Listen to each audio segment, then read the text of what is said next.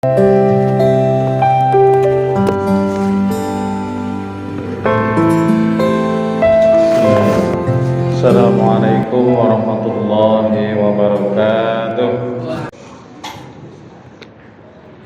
Alhamdulillahilladzi an'ama alaina bi ni'matil imani wal islam.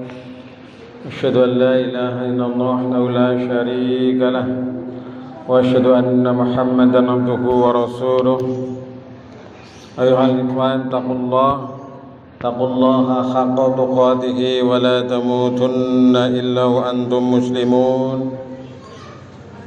Qala Allah Ta'ala fil Qur'anil Karim, a'udzu billahi minasy syaithanir rajim. Wa idza sa'alaka 'ibadi 'anni fa inni qarib. Al-ayah. Taqulun azim amma ba'du. Jamaah yang dirahmati Allah, tentunya kita harus bersyukur pada Allah Subhanahu wa taala. Di kesempatan hari ini kita masih dipertemukan di majelis yang insyaallah dimuliakan Allah Subhanahu wa taala ini. Mudah-mudahan pertemuan kita, hadiran kita senantiasa diberkahi Allah Subhanahu wa taala. Selanjutnya kami selaku khatib mewasiatkan, mengajak pada diri kami sendiri dan umumnya kepada jamaah sekalian. Mari kita meningkatkan iman dan takwa kita kepada Allah Subhanahu wa taala. Dalam arti dan pengertian kita berupaya melaksanakan perintah-perintah Allah dengan dibarengi kita meninggalkan larangan Allah Subhanahu wa taala. Insyaallah dengan demikian itu kita akan termasuk golongannya orang-orang yang bertakwa, orang-orang yang dimuliakan. Inna akramakum 'indallahi atqakum. Sungguhnya orang yang paling mulia di antara kamu sekalian adalah orang-orang yang bertakwa. Jemaah yang dirahmati Allah, di antara upaya kita untuk meraih predikat muttaqin adalah kita senantiasa berdoa kepada Allah Subhanahu wa taala.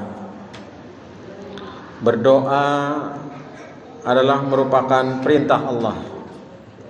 Sehingga doa itu tidak semata kebutuhan Allah, tapi juga kebutuhan manusia yang paling penting. Doa berbeda dengan mantra. Berdoa berbeda dengan permohonan seperti kepada makhluk. Tapi berdoa adalah mohon kepada Allah Subhanahu wa taala. Maka kita hendaknya gemar untuk berdoa kepada Allah. Karena Allah itu dekat, sebagaimana firman Allah, "Wa idza sa'alaka 'ibadi 'anni fa inni qarib.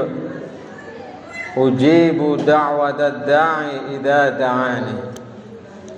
Dan apabila hamba-hambaku bertanya kepadamu, wahai Muhammad, tentang aku, maka jawablah bahwa aku dekat, yang aku memohon, yang aku mengabulkan setiap permohonan hambaku.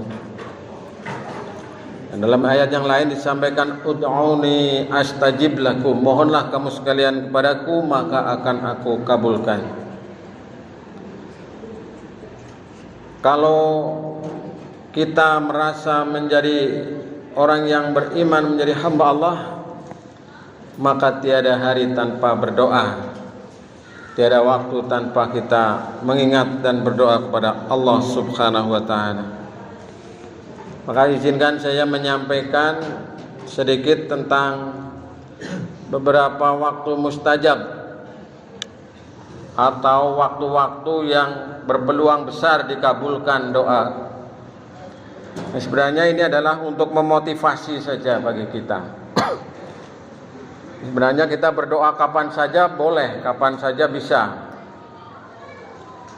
Dan berpeluang juga dikabulkan sesuai dengan kondisi kejiwaan, kondisi hati, dan kesungguhan kita dalam berdoa kepada Allah Subhanahu wa taala. Tapi secara spesifik saya ingin menyampaikan beberapa informasi dari Rasulullah SAW mengenai waktu-waktu yang mustajab untuk berdoa kepada Allah Subhanahu wa taala. Barangkali kita juga sudah sering mendengarnya, maka pada kesempatan ini saya hanya sekedar mengingatkan saja. Wabil khusus saya mengingatkan kepada diri saya sendiri. Yang pertama adalah sepertiga malam. Yang terakhir, bukan yang awal. Yaitu sepertiga malam terakhir merupakan waktu mustajab untuk berdoa. Bahkan ini kalau dirunut, ini adalah waktu yang paling mustajab. Sebagaimana Rasulullah SAW menyampaikan dalam sebuah hadis yang diriwayatkan oleh Bukhari dan Muslim, Rabb kita turun ke langit dunia pada sepertiga malam terakhir di setiap malamnya. Kemudian berfirman, siapa saja yang berdoa kepadaku akan kukabulkan. Siapa saja yang meminta sesuatu kepadaku akan kuberi. Siapa saja yang memohon ampunan dariku akan kuampuni. Ini sabda Nabi yang mengutip firman Allah Subhanahu wa taala. Sehingga ini merupakan bonus, merupakan waktu yang istimewa untuk berdoa kepada Allah Subhanahu wa taala. Manfaatkan meluangkan waktu di sepertiga akhir malam untuk berdoa kepada Allah Subhanahu wa taala di saat orang lain tidur, di saat orang lain terlelap, di saat orang lain istirahat, kita bermunajat, berdoa kepada Allah Subhanahu wa taala. Kemudian yang kedua adalah setelah selesai sholat 5 waktu. Jadi diupayakan setelah sholat 5 waktu ya berhenti sejenak kita untuk berzikir dan bermohon kepada Allah Subhanahu wa taala. Berzikir terlebih dahulu dengan menyebut asma Allah, mengagungkan kebesaran Allah, menyucikan dan seterusnya. Kemudian bersolawat lalu berdoa kepada Allah Subhanahu wa taala. Maka dalam sebuah hadis Rasulullah SAW, ini menurut catatan ulama ini hadis hasan, ya Rasulullah, doa manakah yang didengar oleh Allah? Beliau menjawab, doa pada akhir malam dan doa setelah sholat maktubah atau sholat wajib. Jadi perbanyaklah kita berdoa kepada Allah Subhanahu wa taala setelah sholat wajib, termasuk sholat Jumat ini sebagai pengganti dari sholat zuhur. Kemudian yang ketiga jamaah sekalian, antara azan dan iqomat. Jadi manfaatkan waktu antara azan dan iqomat untuk berdoa kepada Allah Subhanahu wa taala. Kita kalau ke masjid, kalau ke musola berjamaah jangan nunggu qomat. Tapi usahakan azan kita udah standby kalau bisa. Kalau bisa ya jangan terlalu mepet dengan qomat. Untuk apa? Untuk berdoa kepada Allah Subhanahu wa taala. Karena kita di sini tidak menjumpai tempat-tempat mustajab untuk berdoa. Kita hanya ada waktunya. Kalau tempatnya nanti saya singgung sedikit, itu kebanyakan adalah di negeri sana, di Haramain. Jadi kita berdoa kepada Allah Subhanahu wa taala antara azan dan iqomat. Bagaimana dalam sebuah hadis riwayat Abu Dawud, Tirmidzi dan Ahmad, doa di antara azan dan iqomat tidak tertolak. Ini hadis insyaallah masuk kategori hadis sahih. Karena sesungguhnya beruntunglah orang-orang yang datang ke masjid di awal waktu, sehingga ia bisa sholat sunnah, ya mungkin tahiyatul masjid, kemudian sholat qobla maghrib misalnya, ada waktu kita. Adapun yang terlambat atau masbuk, maka dia kehilangan momentum. Ini waktu yang sangat berharga untuk berdoa kepada Allah Subhanahu wa taala. Tapi ada waktu yang lain nanti. Dalam keterangan hadis yang lain, yang keempat jamaah sekalian adalah saat sujud kita kepada Allah Subhanahu wa taala di waktu sholat. Sujud merupakan waktu mustajab untuk berdoa karenanya banyak ulama yang memperpanjang sujudnya dalam sholat sunnah, ya, terutama dalam sholat sunnah, untuk memperbanyak berdoa di waktu itu. Adapun dalam sholat 5 waktu sujud harus disesuaikan dengan kondisi jamaah. Jadi kalau sholat berjamaah itu ya disesuaikan. Tapi kalau sholat sendiri sujudnya semau kita. Mau sujud 15 menit juga boleh. Ketika sholat sunat 5 menit misalnya. Maka dalam hadis Rasulullah SAW yang diriwayatkan oleh Muslim menyampaikan bahwa seorang hamba berada paling dekat dengan Robnya ialah ketika dia sedang bersujud. Maka perbanyaklah berdoa ketika itu. Jemaah sekalian yang dirahmati Allah. Ini berarti kita banyak peluang sebenarnya untuk berdoa kepada Allah Subhanahu wa taala. Kemudian yang kelima, adalah pada hari Jumat. Karena pada hari Jumat adalah juga merupakan waktu mustajab untuk berdoa. Khususnya di waktu yang sedikit di hari itu, sangat mustajab. Sehingga Rasulullah menyebutkan, tidaklah hamba berdoa melainkan pasti dikabulkan oleh Allah Subhanahu wa taala. Dalam sebuah hadis dari Abu Hurairah, Rasulullah SAW menyebutkan tentang hari Jumat.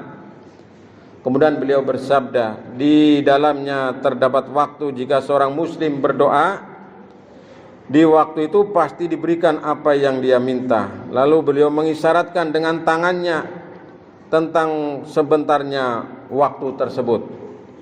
Nah, sebagian ulama menjelaskan bahwa waktu itu adalah sejak dimulainya khutbah hingga selesai sholat Jumat. Ini menurut penafsiran, keterangan, penjelasan para ulama demikian. Sebagian ulama yang lain menjelaskan bahwa waktu yang dimaksud yang sedikit itu adalah setelah sholat asar hingga terbenam matahari. Dan sebagian ulama yang lain menjelaskan bahwa waktu itu adalah di akhir hari Jumat menjelang matahari terbenam.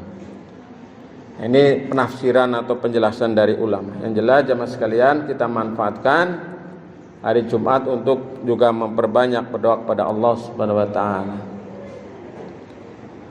Lalu yang berikutnya, yang keenam adalah ketika azan berkumandang. Jadi ketika azan berkumandang kita sambil mendengarkan, menyimak muadzin mengumandangkan azan sambil kita berdoa kepada Allah Subhanahu wa taala.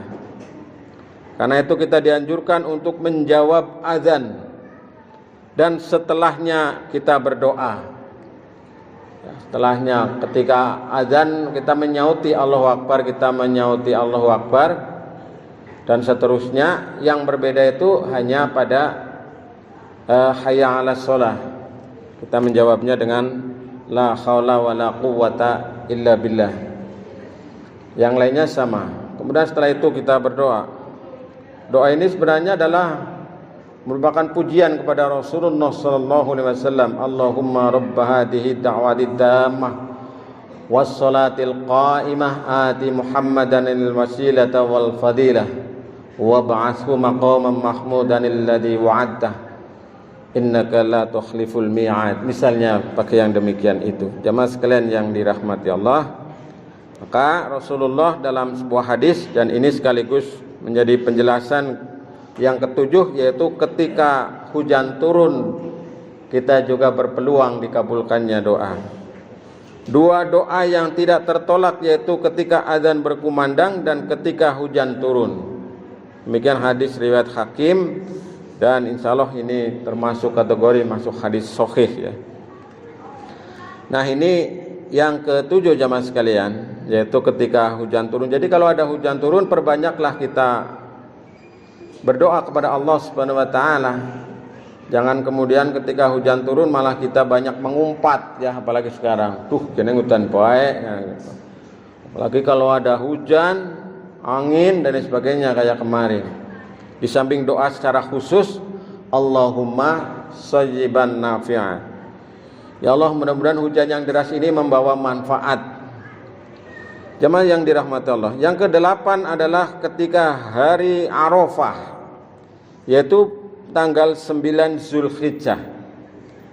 Maka ini termasuk salah satu waktu yang mustajab untuk berdoa kepada Allah Subhanahu wa taala. Maka sebaik-baik doa adalah doa pada hari Arafah, dan sebaik-baik ucapanku dan Nabi sebelumku adalah yang artinya tiada ilah kecuali Allah yang Maha Esa, tiada sekutu baginya, miliknyalah segala kerajaan, baginya segala puji, dan dia maha kuasa atas segala sesuatu. La ilaha illallah wahdahu la syarikalah, wa asyhadu anna Muhammadan abduhu wa rasuluh, lahul mulku wa lahul hamdu wa ala kulli syai'in qadir. Ini termasuk ucapan yang sangat disukai oleh Allah Subhanahu wa taala dan Rasulnya. Kemudian yang ke-9 jamaah sekalian, ini adalah ketika berbuka puasa. Jadi ketika berbuka puasa kita hendaknya berdoa kepada Allah Subhanahu wa taala. Baik mungkin sebelum makannya, kita setelah berdoanya, ataupun setelah makannya. Saat-saat menjelang berbuka puasa, ini yang dianjurkan adalah saat mustajab untuk berdoa. Maka doa pada saat itu tidak akan ditolak oleh Allah Subhanahu wa taala. Bagaimana jelasan hadis Hasan ya yang diriwayatkan oleh Ibnu Majah. Sesungguhnya doa orang yang berpuasa ketika berbuka tidaklah tertolak. Maka ada penjelasan pada hadis yang lain, Rasulullah menyampaikan ada 3 orang yang doanya tidak ditolak, yaitu pemimpin yang adil, orang yang berpuasa sampai dengan berbuka, dan orang yang dizalimi. Allah angkat di atas awan pada hari kiamat. Jemaah yang dirahmati Allah. Kemudian yang ke-10 ini yang terakhir, waktu yang mustajab untuk berdoa adalah ketika minum air zam-zam. Jadi kalau kita minum air zam-zam, kita juga hendaknya berdoa. Di samping doa minumnya itu sendiri, karena air zam-zam ini termasuk air yang istimewa. Ya, misalnya kalau dalam penjelasan ya itu disampaikan khasiat air zam-zam sesuai dengan niat orang yang minumnya. Jadi kita niatnya apa? Maka kita niatkan di samping berdoa secara khusus doa minum air zam-zam adalah kita memperbanyak berdoa kepada Allah Subhanahu wa taala. Biasanya doa yang sering dibaca ini, saya juga sering membacakan doanya, Allahumma inni as'aluka ilman nafi'an wa rizqan wasi'an wa amalan mutaqabbalan wa shifaan min kulli da'in wa saqamin. Kita bermohon kepada Allah disembuhkan dari segala macam penyakit ketika kita berdoa kepada Allah Subhanahu wa taala. Inilah jamaah sekalian diantaranya 10 waktu yang mustajab. Dan sebenarnya ini kita bisa melewati semuanya, ya mungkin tidak 10, ya mungkin 5 lah, ya mungkin atau 3 atau 2. Yang penting kita bersungguh-sungguh dalam berdoa kepada Allah Subhanahu wa taala. Lalu tempat yang mustajab untuk berdoa itu di mana? Nah, ini yang mustajab menurut penjelasan Rasulullah SAW antara lainnya. Kita harus pergi jauh ini kalau yang tempat mustajab. Yang pertama di multazam. Multazam itu berada di dalam Masjidil Haram. Jadi banyak tempat-tempat di Masjidil Haram itu tempat mustajab. Lokasinya persis di antara Hajar Aswad dan sebelum pintu Ka'bah. Nah, nanti lihat di gambar Ka'bah, atau kita sekarang bisa lihat di YouTube live streaming dari Ka'bah atau dari Masjidil Haram. Yaitu multazam, tempat dikabulkannya doa. Maka dalam keterangan tidak ada satupun doa seorang hamba di multazam kecuali akan dikabulkan. Kemudian Hijir Ismail juga masih di sekitar situ. yaitu di sebelah utara Ka'bah. Ada bangunan kecil berbentuk setengah lingkaran yang dipagari oleh tembok rendah. Itulah Hijr Ismail. Kemudian yang berikutnya di belakang makom Ibrahim, yaitu posisinya tidak jauh dari Hijr Ismail. Makam atau disebut dengan makom sebenarnya ini bukan makam atau kuburan ya, tapi adalah bekas telapak kaki Nabi Ibrahim. Makom Ibrahim ini berupa bangunan kecil berkubah emas, perak dan berlapis kaca. Dari bangunan ini terlihat bekas tapak kaki Nabi Ibrahim alaihissalam. Kemudian di Rukun Yamani dan Hajar Aswad, masih di sekitar situ jamaah sekalian. Rukun merupakan 4 sudut yang disebut Rukun Aswad, Rukun Iraqi, Rukun Syami dan Rukun Yamani. Sedangkan Rukun Aswad dan Hajar Aswad adalah posisi batu hitamnya itu. Sebenarnya batu hitam ini ya batu, sekedar batu saja. Kalau Rasulullah, kata sahabat Umar, tidak mencium Hajar Aswad, saya tidak akan menciumnya. Tapi menurut penelitian ini batu yang terbaik di dunia, Hajar Aswad. Hajar itu artinya batu, aswad itu artinya hitam. Lalu di Raudhah, yang mungkin nanti jamaah sekalian berkesempatan di Masjid Nabawi. Di Raudhah itu di Masjid Nabawi. Kalau tadi di Masjid Al-Haram di Mekah. Kalau ini di Madinah. Rasulullah menyampaikan, tempat antara rumahku dan mimbarku adalah taman dari taman-taman surga, yaitu di Raudhah. Biasanya di sana ditandai dengan karpet warna biru. Kalau yang pernah ke Masjid Nabawi atau masjid yang di kota Madinah itu. Ini diantaranya jamaah sekalian. Dan masih banyak lagi tempat-tempat yang ini, tapi kebanyakan tempatnya di sana. Semoga ini bisa memberikan informasi, motivasi. Maka saya menyarankan bagi jamaah sekalian yang khususnya punya kemampuan dan usianya masih relatif muda, segeralah mendaftarkan haji untuk bisa ziarah ke Mekah Madinah, menjumpai tempat-tempat mustajabah. Mudah-mudahan kita dimudahkan untuk ziarah ke Mekah Madinah. Amin ya rabbal alamin. Jemaah sekalian yang dirahmati Allah, inilah semoga bermanfaat khususnya bagi diri saya dan umumnya bagi jamaah sekalian. Barakallahu li wa lakum fil Qur'anil azim wa nafa'ani wa iyyakum bima fi minal ayati wa dzikril hakim. Aqulu qawli hadza astaghfirullahal azim innahu huwal ghafurur rahim.